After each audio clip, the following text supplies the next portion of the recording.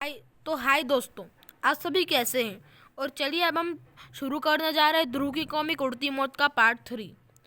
और अगर मेरा शक सही है तो यह बात सीधा अपने रहने की जगह पर जाएगा, यानी दक्षिण राजनगर के जले फार्म हाउस की तरफ। लेकिन यह बात तो पश्चिम की तरफ मुड़ रहा है, यह कहीं और जा रहा है। ओह, यह सीधा प्राकृतिक विज्ञान संस्था की इमारत की ओर बढ़ रहा है। क्या मेरा ख्याल गलत था? यह चीख किसी महिला के चीखने की आवाज़ थी। उस खिड़की से यह आवाज़ आई है जिसमें लाइट जल रही है। दीवार के सहारे उस कमरे तक पहुंचता है ध्रुव। कुछ गड़बड़ जरूर है यहाँ पर।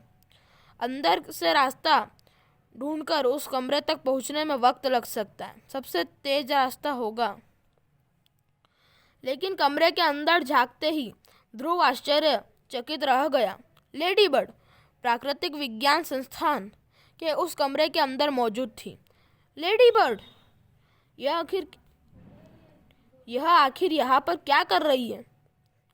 तू हर जगह मेरे पीछे पीछे कैसे पहुंच जाता है रे लड़के? सोचो। खैर, उस गलती को मैं अब ठीक कर देती हूँ। शायद तुझे जिंदा छोड़कर मैंने बहुत बड़ी गलती की थी। तुझे भी उन गुंडों के साथ ही खत्म कर देना चाहिए। तू फिर फंस गया है ध्रुव। तूने लड़कियों पर हाथ न उठाने की कसम खाई हुई है। वैसे अगर कसम न भी खाई होती तो भी कोई खास फर्क नहीं पड़ने वाला था। इस लड़ाई में ध्रुव लेडी बर्ड को काबू में कर पाता, या लेडी बर्ड ध्रुव की जान अपने साथ उड़ा ले जाती, यह तय हो पाने से पहले ही पूरी इमारत एक तीखी आवाज़ से गूंज उठी। दूसरी महिला वैज्ञानिक ने खतरे का अलार्म बजा दिया। ओह, यह क्या? अब मैं यहाँ पर नहीं रुक सकती। मेरा यहाँ पर आना बेकार हो गया और सिर्फ इस लड़के के कारण हुआ ये सब। खैर, मैं तो यहाँ पर दोबारा भी आ सकती हूँ, लेकिन मैं तुझे कल की सुबह नहीं देखने दूंगी रे लड़के। कुछ ही पलों बाद ध्रुव का बदन गगनचुंबी इमारतों से भी ऊपर झूल रहा था। तूने उस डेंग नाम के गुंडे का हाल दूर से देखा था ना? अब तू अपना वही हाल अपनी आंखों से देख लेना। एक मिनट, तुम आखिर हो कौन? तस्कर से तुम्हारी क्या दुश्मनी है? और तुम्हारा प्राकृतिक विज्ञान संस्थान से क्या वास्ता है? कुछ ही पलों में तेरे चीथड़े पूरे राजनगर में बिखरने वाले हैं रे लड़के। और फिर भी तू जानना चाहता है कि मैं कौन हूँ? तू बस इतना जान ले कि इन तस्करों से मैं कोई भी जिंदा नहीं बचेगा, और तेरे बाद इन गुंडों के मालिक मुख्य तस्कर किंग का मांस मैं उधेड़ूंगी। और उसके बाद जो कुछ भी होगा वह तुझे जानने की कोई ज़रूरत ही नहीं है, क्योंकि मरने के बाद किसी जानकारी का कोई मतलब नहीं रह जाता। ध्रुव का बदन तेजी से जमीन की ओर गिरने लगा। हवा सरसराती हुई पीछे छूटती जा रही थी और जमीन तेजी से पास आती जा रही थी। अब मैं वापस प्राकृतिक विज्ञान संस्थान जाऊं या पहले किंग पिन का खात्मा करूं? नहीं, अभी प्राकृतिक विज्ञान संस्था जाना खतरनाक हो सकता है। पहले किंग पिंग से अपना हिसाब चुका लूं, उसके बाद विज्ञान संस्थान से अपना काम तो मैं कभी भी कर लूँगी। ध्रुव को मौत देखने का लेडी बर्ड को कोई शौक नहीं था। मेरी मौत मेरे पास आती जरूर लग रही है, लेकिन मैं डेंग पार्टी की मौत देख चुका हूँ और दुश्मन की ताकत को भी समझ चुका हूँ, इसलिए मैं तैयारी के साथ ही आया था। यह नाइलो स्टील की पतली डोरी मैं ऐसे ही किसी स्थिति के लिए लेकर आया था, और अब मुझे बचाएगी। डोरी का छल्ला इमारत में आ फंसा और ध्रुव ने मौत को एक बार फिर मात दे दी।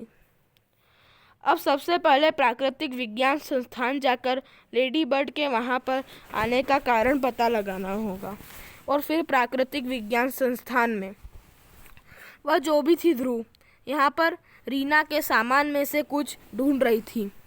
वह तो मैं वक्त पर यहाँ पर कुछ ढूंढने आई, वरना यह रीना कौन है? रीना है नहीं थी। वह अपने भाई के साथ एक दुर्घटना में जलकर मर गई, दक्षिणी राजनगर के फार्म हाउस में। ओह, रीना यहाँ पर क्या करती थी? वह एक रिसर्च स्कॉलर थी। बाजों की आश्चर्यजनक ताकत, उस उड़ने की क्षमता और तेज नज़र पर रिसर्च कर रही थी वह। उसने बाजों के शरीर से एक ऐसा सीरम निकालने में सफलता प्राप्त कर ली थी जो बाजों को ये शक्तियाँ देता है। ओह, यानी लेडी बर्ड यहाँ पर वही सीरम लेने आई थी। क्या है शीशे में? नहीं, उसने सीरम की तरफ तो देखा भी नहीं। वह शीशे की तरफ लपक रही थी। यह तो मुझे भी नहीं मालूम, लेकिन यह पक्का है कि उसे यह शीशा ही चाहिए था। ध्रुव के माथे पर सिकुड़ने पड़ने हो गई थी। वह धीरे धीरे सारी बातें समझ रहा था, लेकिन किंग डॉन कुछ समझ नहीं पा रहा था। सोच सोच कर सिर दुख गया है रे मेरा। हेरोइन मांगने का कोई नया रास्ता समझ में ही नहीं आ रहा। लेकिन इतने सारे कबूतरों का क्या करेंगे किंग? इन सबको उड़ा देंगे तो ये फिर वापस नहीं आएंगे। आपके ही ट्रेंड किए हुए हैं सब, तो फिर इनको मार कर खा जा। एक एक कबूतर 3-3 हजार का पड़ा है, किंग ट्रेनिंग का खर्चा मिलाकर। इतने महंगे कबूतर को खाकर तो पेट खराब हो जाएगा। तो भेज दे इनको उन्हीं बाजों के पास। बाज! क्या हुआ किंग बॉस? बाज, कई सारे बाज इधर ही आ रहे हैं रे। साथ में एक वह लड़की भी आ रही है।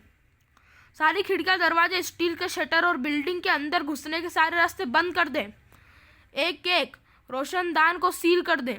सीढ़ियां तोड़ डाल। जल्दी कर। यहाँ पर सिर्फ हम 2 ही लोग हैं, बचाने वाला भी कोई नहीं है। और अगर मारे गए तो क्रियाकर्म करने वाला भी कोई नहीं आएगा रे। फटाफट बंद कर।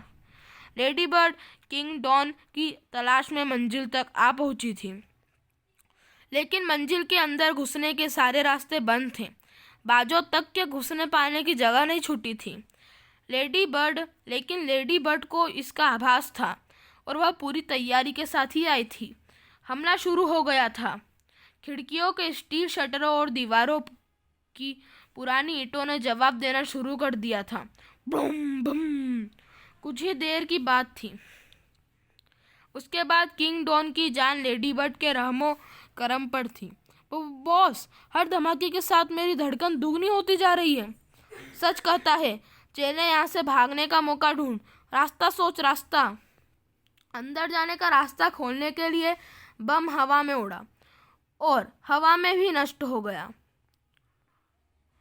शाबाश, बस एक धमाका और, फिर अंदर जाने का रास्ता खुल जाएगा। ध्रुव भी किंग डॉन के अड्डे तक आ पहुंचा था। तू बच गया? कैसे बच गया? इतनी ऊंचाई से गिरकर भी नहीं बच सकता है कोई भी, पर तू कैसे बच गया? अगर मैं गिरता तब ना।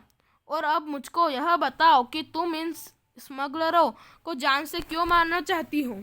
मिस रीना, यानी रिसर्च स्कॉलर, अगर तुम मुझे पहचान गए हो तो यह मुखौटा पहनना बेकार है। लेकिन तुमने मुझे पहचाना कैसे? रीना की चीज़ों के बारे में लेडी बर्ड की जानकारी देखकर, और फिर रीना की डोर को चाबी से खोला गया था और वह चाबी रीना के पास ही थी। एक बात और, यहाँ आने से पहले मैंने अपने कमांडो पीटर से संपर्क किया था और उसने यह बात कंफर्म हो गई थी कि फार्म हाउस से सिर्फ एक ही जली लाश बरामद हुई है और वह आदमी की थी। तब तो तुम यह भी जानते होगे कि मैं इन कमीनों को क्यों मारना चाहती हूँ। नहीं, यह मैं नहीं जानता। तो सुनो, मैं एक रिसर्च स्कॉलर हूँ। बाजों पर रिसर्च कर रही थी और भाई के फार्म हाउस पर इसलिए रहती थी क्योंकि वह बाजों का ट्रेनर था। मैंने फार्म हाउस से एक छोटी मोटी लेबोरेटरी बनाई हुई थी। बात मामूली कारण से शुरू हुई। भाई के बाज ने एक कबूतर को मार गिराया। भाई ने तुरंत पुलिस को इन्फॉर्म करने की सोची और उस कबूतर के पैर में बंधा हुआ था हेरोइन से भरा पैकेट। लेकिन ये तस्कर शायद कबूतर पर नज़र रखे हुए थे। भाई के कुछ भी कर पाने से पहले वे फार्म हाउस पर आ पहुँचे। तो दोस्तों, ये वाला पार्ट यहीं तक था। अगले पार्ट की कहानी और भी ज़्यादा इंटरेस्टिंग होने वाली है, तो प्लीज़ चैनल सब्सक्राइब कीजिए और वीडियोस को लाइक कीजिए, शेयर कीजिए। धन्यवाद।